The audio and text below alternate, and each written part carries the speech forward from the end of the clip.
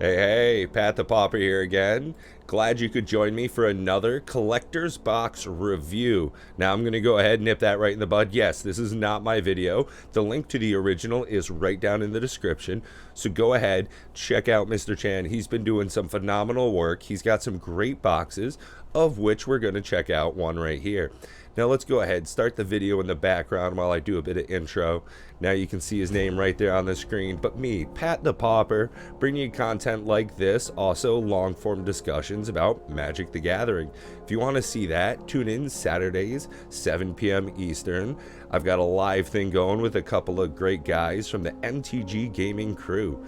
Now this right here is part of the Double Masters 22 release. This is a single collector's box, so there's going to be 4 beautiful packs inside of this. Now each one has got a great chance for super high value cards. Now that's one of the things that we're currently running into an issue with in the market.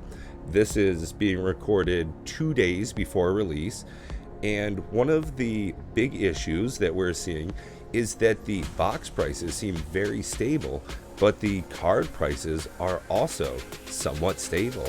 Now each pack has a really high rate of pulls.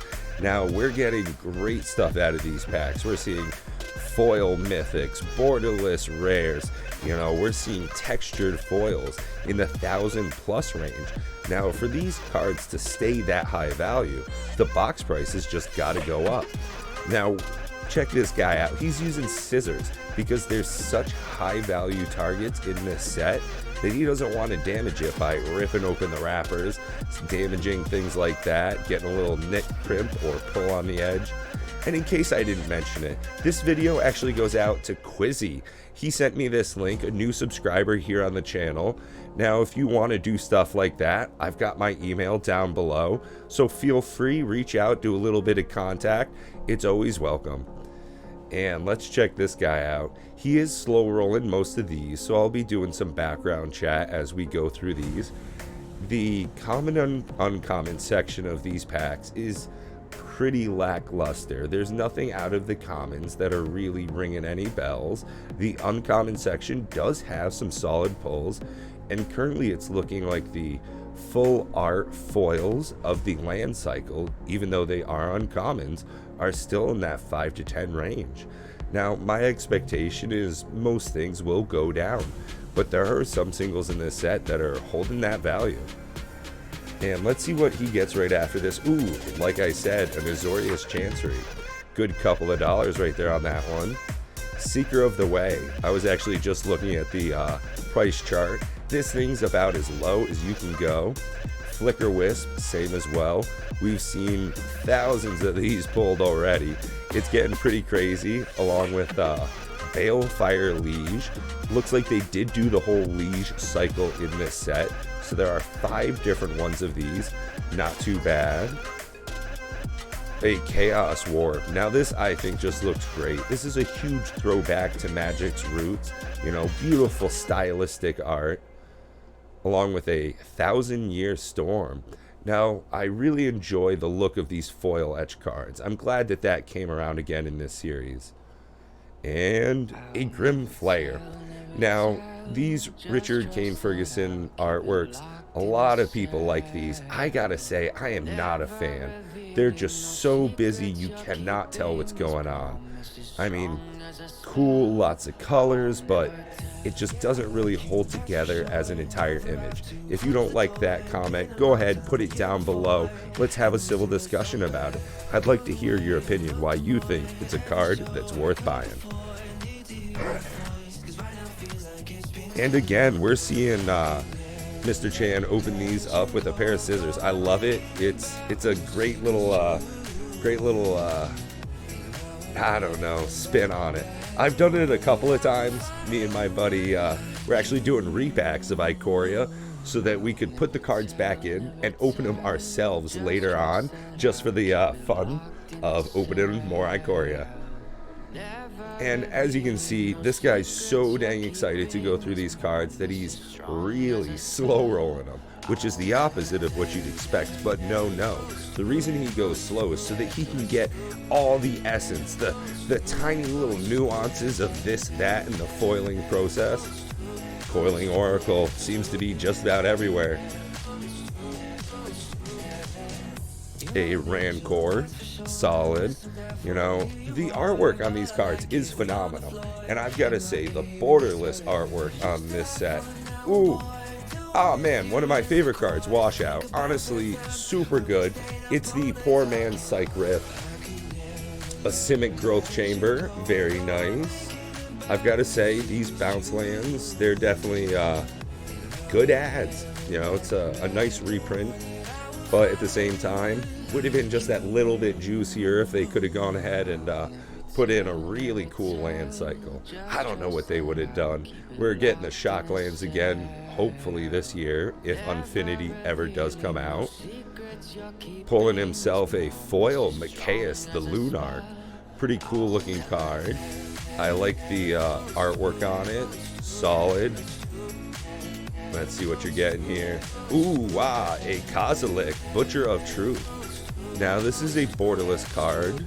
Does not look like it is, in fact, one of the etched foils. Not etched, pardon, the textured foils. Not quite there. A Thraximundar, a zombie assassin there, part of the rare. This one is foil etched. A Vidalcan Orrery. Now, this is what I was talking about, guys and girls. I love this artwork. Phenomenal look to it. I mean, you've just got the globe in there, some craziness going on. No juice, no juice. Pass it right along. Nothing good there. Now, he's going to go through these pretty dang slow. Let's not bore ourselves with that. A Hardened Scales. Pretty good, pretty good. Followed up by Anger of the Gods. Foil etched right there. Solid little pull. Nothing too crazy though. Good but not great.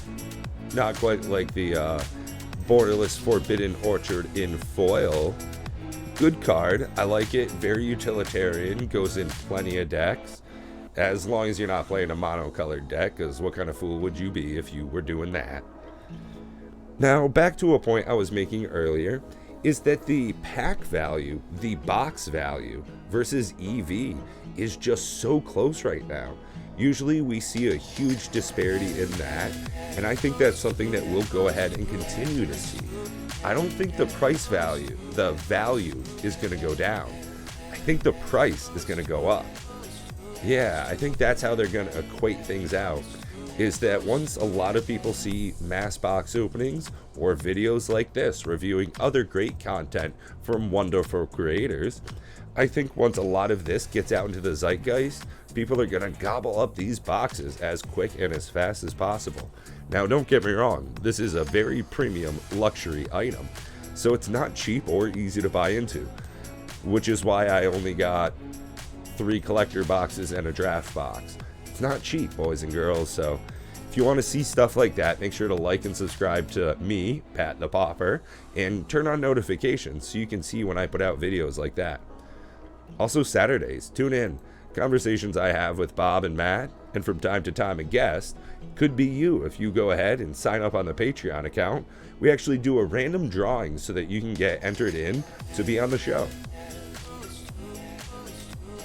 Another Kasali Pride Mage. I think they just put this card in far too often. We're seeing a lot of repetition. Same thing with Bloodbraid Elf, the Conclave Mentors, and Burning Tree Emissaries. They're just a dime a dozen. Here we're seeing a Glimpse the Unthinkable. Well, we're trying to see a Glimpse the Unthinkable. It's almost as this person didn't care that they were recording a video. Well. Issues, difficulties, and Smothering Tithes. One of my favorite cards in Magic the Gathering, right up there with Esper Sentinel. A master of cruelties. I've got to say, that Smothering Tithe artwork really just does it for me. Really nice and vibrant. That's one of the things I love about Magic cards, is the artwork. Oh, don't tease me. Come on, give me one more. I know you liked that Mythic, but... Ooh, a Pithing Needle. Full art, extended, borderless, and foil. Pretty solid treatment right there.